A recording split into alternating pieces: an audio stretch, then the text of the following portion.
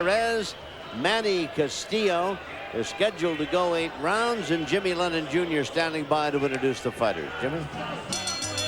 Well, fans, here we go. Junior welterweights in this ring and about scheduled for 8 rounds of boxing. Our referee in charge, Robert Bird. Introducing to you first on my left, fighting out of the red corner, wearing solid black trunks. He weighed in at 139 1/2 pounds. With a record of 13 wins, 10 losses, and 2 draws, he has 5 wins coming by way of knockout from the east side of Los Angeles. Introducing Manny Castillo. And his opponent across the ring on my right, fighting out of the blue corner. He is wearing red trunks, weighing in at 141 1/2 pounds. He is undefeated at 10 wins, no losses, 1 draw, with 6 wins coming by way of knockout. Fighting out of Montebello, California, by way of Aguadilla, Puerto Rico. Introducing the undefeated Luis Perez. Once again, our referee in charge is Robert Bird, now to give instructions, reminding you 8 rounds of boxing scheduled. Okay, guys, I'll give you your instructions in the dressing room. The only thing I'm going to tell you now is when I tell you stop, stop whatever you're doing. I'm going to tell you to break, I want you to break clean. Protect yourselves at all times, obey my commands at all times. Let's do it. All right, tail of the tape for these junior welterweights. Perez undefeated, while Castillo's got somewhat checkered career, 13 wins, 10 losses.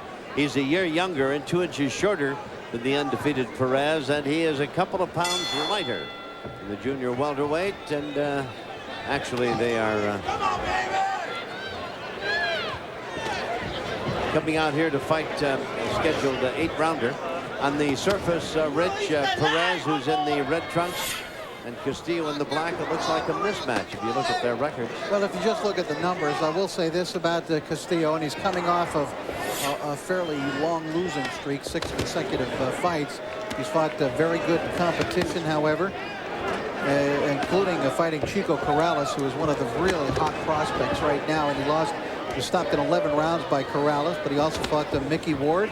He also fought your old bud, Ruben Castillo. Yes. So he has been around, or at least has fought some people of name and note. I mentioned Kelsey Banks, I think, and Jaime Osegueda, Leo Gonzalez, Kiddo. Perez,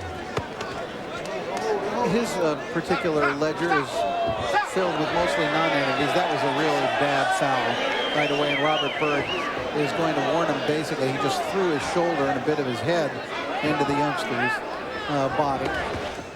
But Perez is, he's fought Ray Collins, which is one guy that we know. We've seen, calls himself Sugar Ray Collins, yep. But Ray's a very good boxer, a little erratic in the ring at times. Was there a fighter named Ray who didn't call himself Sugar Ray? Was there a guy named something who didn't call himself Crocodile? You know, he came from Australia.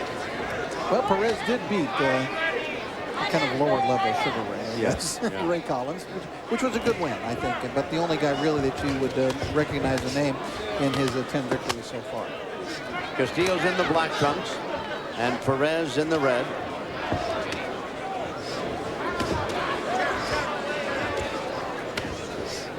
Guys are scheduled to go 8 in the junior welterweight division. Pretty good shot landed in there by Perez. Kind of jolted Castillo for a moment. Castillo in the black trunk, Perez in the red. Perez is managed by Ricardo Maldonado, which I always take to mean that he's got to have some talent. Yes. Yeah. Nice exchange by the 2 runners. Here's the opening round. Has a half minute to go, and down on one knee goes Castillo. Counts at 4. Perez is finding a very impressive first round, and that was just a quick little shot that put Castillo down. Remember, it took Chico Corrales 11 rounds to get to Castillo just a few months ago. So we're coming to the end of this, the first round, with the junior welterweights, and we'll be back with round 2 in a moment. Action that took place, most of it landed by Perez, who landed a short, quick little left hand in there and resulted in a knockdown of his opponent, Manny Castillo. And now the referee, Robert Byrd, is telling the ringside judges that he's taken a point away from each of the two fighters. One for hitting after the bell, I guess, and the other for retaliating with a punch after the bell, as I understand it. At any rate, thank you. The interpretation now, referee Byrd says one for hitting after the bell. That would have been the young man Castillo, and lacing. Hitting with the laces would be Luis Perez, so he loses a point. However, it would have been a 10-8 round for him. As it is, it's going to be 10-9 or 9-7. Okay, take a point away, 9-7. It's still a 2-point advantage for the young man in the red trunks, Luis Perez.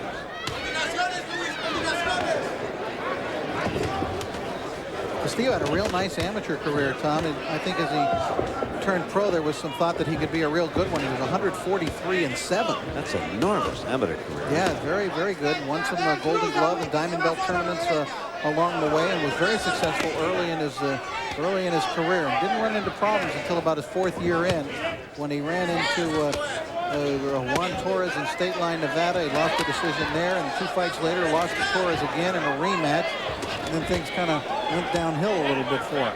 He's only 24. Imagine an amateur career that covered 150 fights, and yet he's still only 24. It looks as though there's a cut or some abrasion, and Robert Byrd had flash came together between the two, and I don't know if I don't know, is he bleeding? But yeah, slightly, and that indicates too that should this fight be stopped, if it goes the requisite amount of rounds, we will go to the scorecard. Yeah.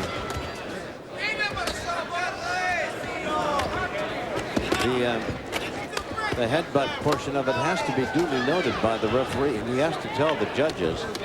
Hence the ruling that if it goes into the 4th round or whatever, and the fight is stopped because of that headbutt. Then they would go to the cards of the judges to see which man was ahead on points. Junior welterweights, these two. Oh, blood showing from the nose of Castillo. Stop punching. Step back clean. He's the younger brother of Jaime Castillo.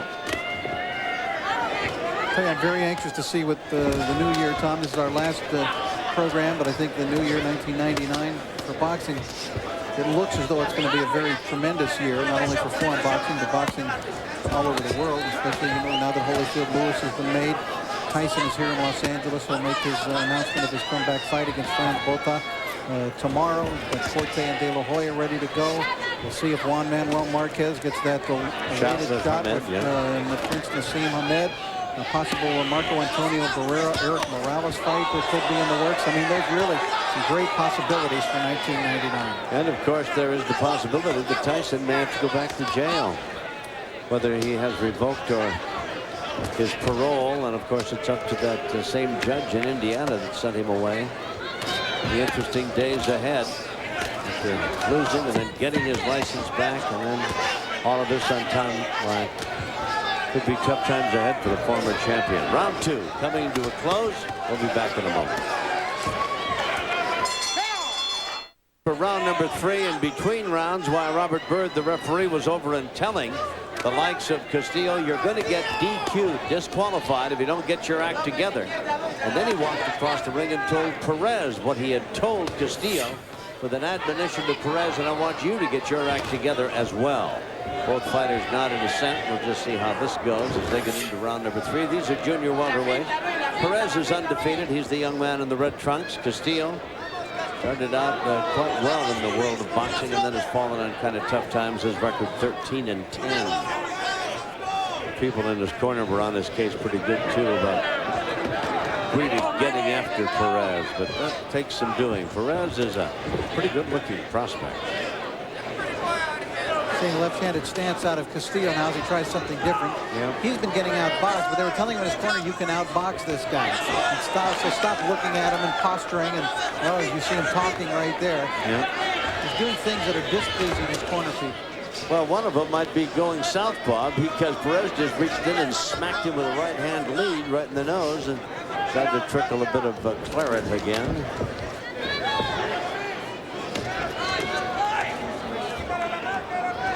Blood coming from the nose of Castillo. That was not a knockdown. Kind of spun around, and while his glove did reach the canvas, while not judged to be a knockdown, bleeding from the nose, now swings back to the orthodox style.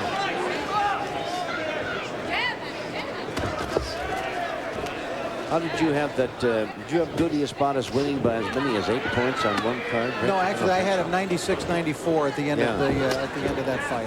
But I did have Espada winning the fight. You recall I had him going ahead 3 points going into the final round, and I gave the last round to his opponent tonight. But I thought that Espada won by 2 points, 96-94. Okay. This is the third round of a bout that is scheduled for 6 junior welterweights.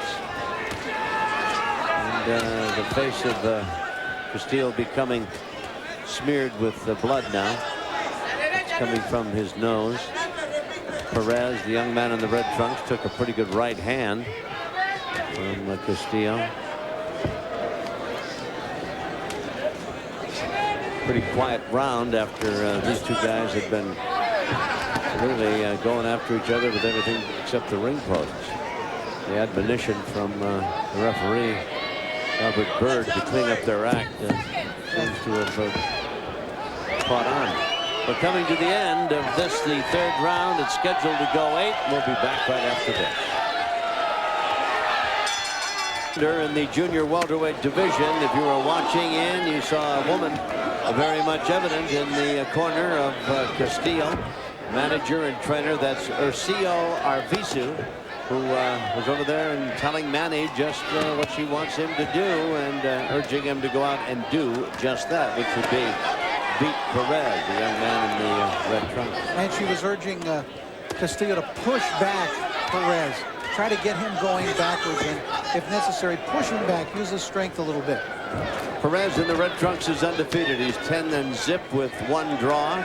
6 knockouts. He's 25 years old. Castillo, who had an enormous amateur career of 150 bouts, was 13-10. At one time, he was 13-4. 5 knockouts, but he's lost 6 in a row. Perez trying to get back on a winning track. That draw that you mentioned, Tom, came in his very last fight. It was against Eugene Johnson, who was fighting in his hometown of Atlanta, Georgia, and it turned out to be an 8-round draw.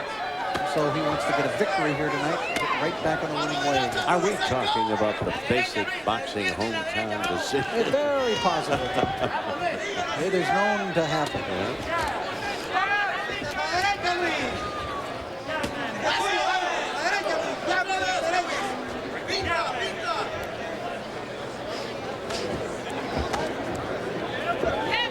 It's like the left eye of Castillo, an abrasion or something, showing of red. Nice left-handed work by Perez. That last right hand opened up the cut, Tom, and now the blood starts to pour out of the eye. Yep. And that series of good left hands by Perez brought almost a nod of approval from Castillo, who kind of shook his head up and down as if to say, nice work, good punching. You could just see the cut open up with one punch. It just spurted right as the blow landed. And then the thing for Castillo here is that Perez can do everything just a little bit better than he can. He's a little quicker handed, and a little more mobility, just a little more power, a little more stylish, but it comes out to everything. And so there's no real area, it looks like, that Castillo can take advantage of where he's a little better. No, and it certainly isn't a pretty sight either. The left eye of Castillo, pouring blood down the left side of his face, and Perez finding it a very willing target, and Castillo, nice combination by Perez. Castillo catching most of everything thrown his way now, and seldom anything coming back in return. Perez was a nasty-looking cut, Rich.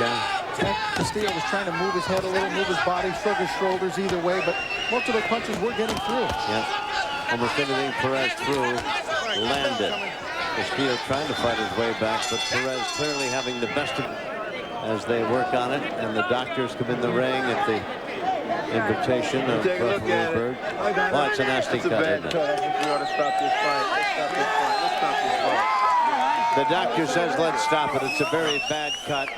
And, of course, Castillo, like most fighters, says, I want to go on, but it's not going to be the case. And Perez is going to be judged to be the winner. His record will go to 11-0. Here's the shot. Right hand there by Perez coming over the top. Perez really did nice work in that last round. Right hand to the chest coming up. You see a little left hand to the head. Perez was throwing pretty short punches, fairly straight punches. I thought he was pretty accurate through most of the fight. Well, it is not an upset. Perez, I think, was a prohibitive favorite coming off his record and previous performance, and he runs his record now to 11-0 with the knockout victory. And we'll be back to talk about that and other things as well. Fight Night at the Forum continues in just a bit.